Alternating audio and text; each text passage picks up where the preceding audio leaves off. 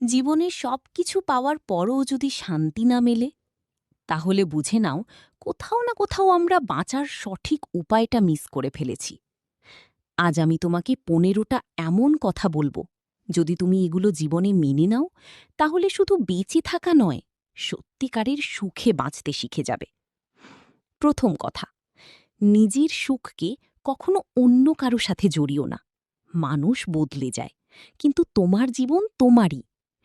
দ্বিতীয় কথা, সবকিছু পারফেক্ট হওয়ার অপেক্ষা করো না। পারফেক্ট মুহূর্ত কখনো আসে না।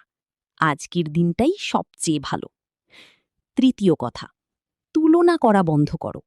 তুমি কোনো দৌড়ে নেই, তুমি নিজের গল্প লিখছ। চতুর্থ কথা, ছোট ছোট জিনিসে সুখ খুঁজতে শেখো।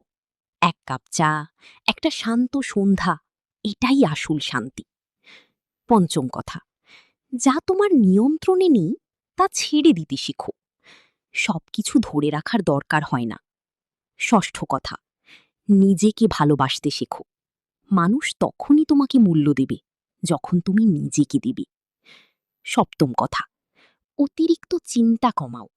বেশি চিন্তা প্রায়ই সুখের সবচেয়ে বড় শত্রু। অষ্টম কথা, ভুল করতে ভয় পেও না।